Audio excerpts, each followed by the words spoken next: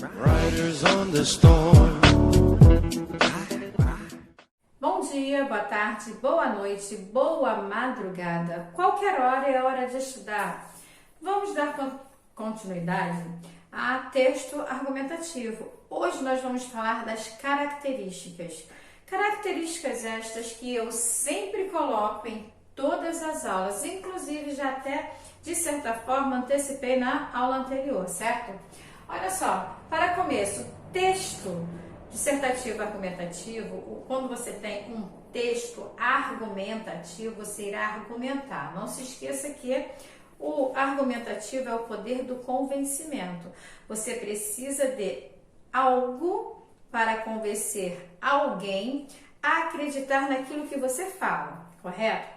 E todos esses textos, em sua maioria, vamos dizer 99,9%, 99%, vamos dizer assim, todos eles são escritos na norma padrão. Como assim?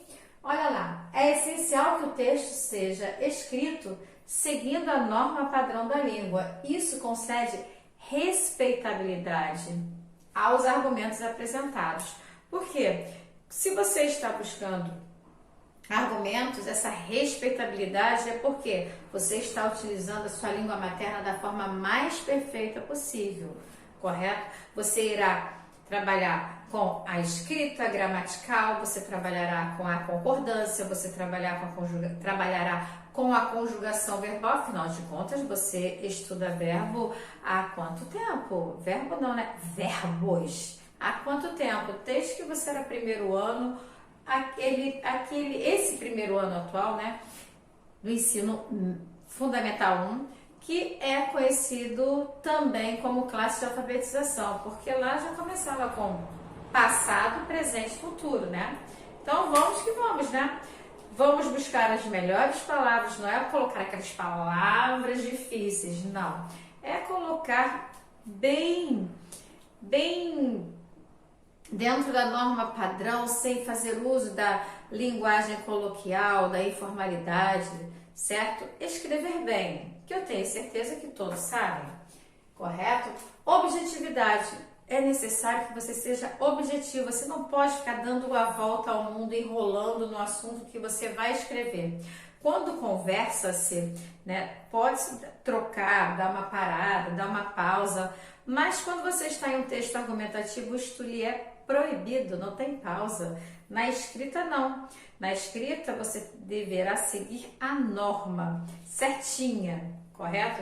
Lembra que na aula passada eu escrevi aqui desse lado aqui a estrutura, que é a próxima aula? Pois é, eu falei de como deve ser a introdução, do desenvolvimento, com a apresentação de argumentos esses que obrigatoriamente deverão estar presentes na mídia, na grande mídia, na televisão, na internet. Na internet, sim, porém, de sites que sejam sites de boas fontes e não sites que tenham muitas notícias fake, certo? Então você deve sempre ter uma boa busca, porque a objetividade ela tem que estar presente, correto? Você tem que ser direto, você tem que apresentar que você é conhecedor do tema que ali você estiver trabalhando, correto? Presente indicativo, olha só, eu coloquei a fim de que o texto se aproxime mais ainda da objetividade. Por quê? Você tem que ser objetivo. E se você trabalha com presente, é algo que é muito exato. Se você estiver trabalhando com o passado, texto argumentativo no passado, o que você vai trabalhar no passado para convencer alguém?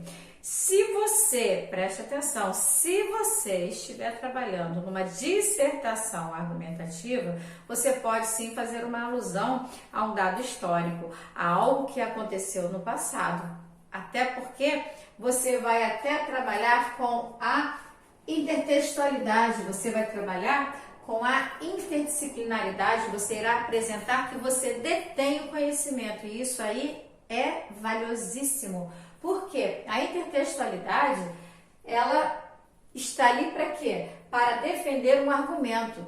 Lá é possível que você possa utilizar exemplos de outros discursos. Que outros discursos? Outras disciplinas.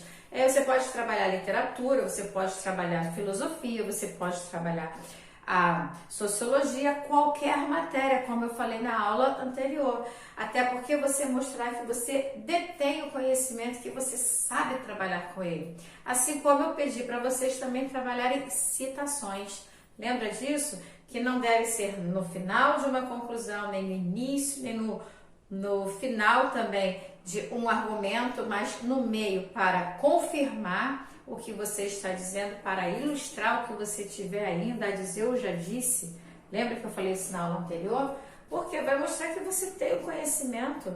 Quanto mais é conhecido como área sociocultural da dissertação argumentativa, tá?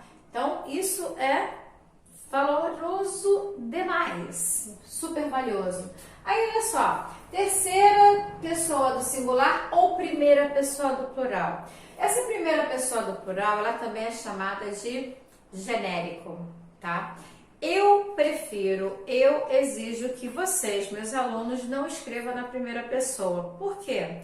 Porque quando você escreve na primeira, mesmo que seja na primeira pessoa do plural, dependendo do momento em que lá você esteja colocando seu texto, por exemplo, alunos que colocam assim, infelizmente, não, infelizmente você buscará uma palavra que seja sinônimo, mas não utilizará essa. Por quê?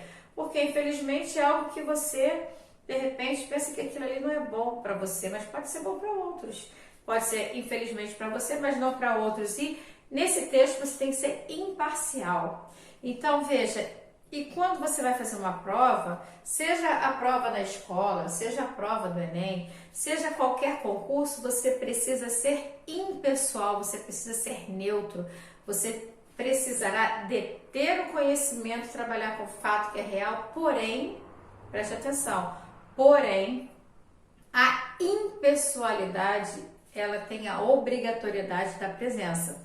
Então, se você trabalha com a primeira pessoa, você, na hora da escrita, pode, sem querer, o que não vai acontecer, porque você vai trabalhar na terceira, acabar colocando algo seu, que não é aceito, certo? Mas há quem coloque, mas eu prefiro também dizer que eu prefiro, só quero a terceira, para que não caiam em erro futuro, ok?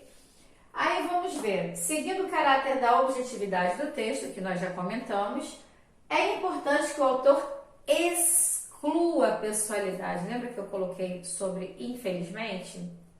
Não foi isso que eu falei há pouco? E para tanto, deve-se evitar o uso da primeira pessoa do singular. Veja que aqui é plural, aqui é singular. Mas, na hora da escrita, você pode cair e se colocar. Quando você fala todos nós brasileiros, você está incluído, certo?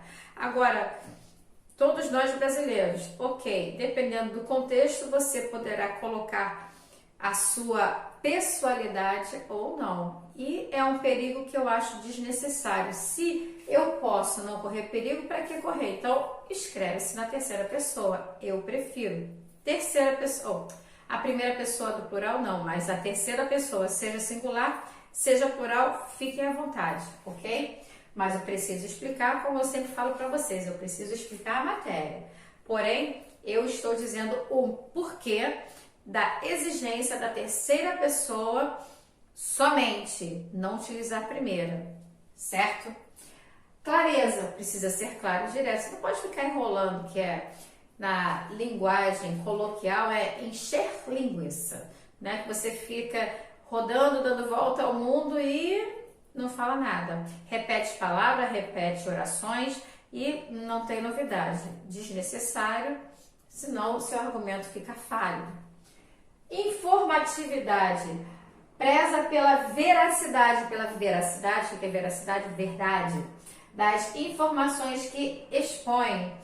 Não cabendo dados irreais, não serve fake, não serve mentiras, ou baseados em opiniões particulares. A opinião sua, a opinião de alguém específica não cabe. É necessário que você trabalhe com tudo que esteja presente na mídia e nos livros. Entendido? Eu já falei isto várias vezes. A parte da intertextualidade já falei. Pergunta retórica. Coloquei para vocês que eu tenho verdadeira paixão pela retórica, principalmente se você fizer isso na introdução.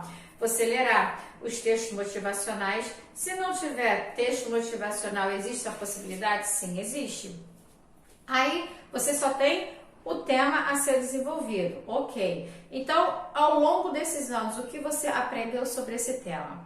Aí você fará um apanhado, faz a apresentação da sua redação e ponto continuativo, expliquei isso na aula passada, ponto continuativo e faz a pergunta. Pergunta essa que jamais poderá deixar de obter, de apresentar a resposta. Você irá responder onde? Dentro do seu desenvolvimento. Então você fica solto, porque quando você faz a pergunta, você prende o leitor a refletir sobre aquilo que você está escrevendo. E desta maneira você também não fica preso, não tem uma forma específica, que eu detesto forma específica, eu gosto muito da criatividade do aluno, para você poder montar sua prova. Então, o que você vai fazer? Coloca lá, cria lá o seu texto inicial, na sua introdução, ponto continuativo e faz a pergunta. No que você faz a pergunta, agora você vai respondê-la. Você terá a obrigatoriedade da resposta no seu desenvolvimento, correto? Entendido? Aí, veja, alguns elementos ao longo do texto podem ser ratificados por meio de perguntas retóricas, as quais já foram ou serão respondidas no próprio texto, que é aquilo que eu acabei de falar, com o propósito de suscitar reflexão no leitor. O leitor ficará ali, caramba, é mesmo? Aí você já começa a apresentar a resposta. Nisso você prende o leitor. Entendido, gente? Não é difícil fazer um texto argumentativo, ao contrário, é fácil. Desde que você não fique preso, por exemplo, os textos narrativos. Nos textos narrativos você tem personagens falando, aqui não tem. Aqui você precisa ser neutro e trabalhar somente com a verdade. O mundo da criatividade, esse mundo fica nos textos narrativos. Certo, gente? Espero que vocês tenham gostado da aula. Até a próxima!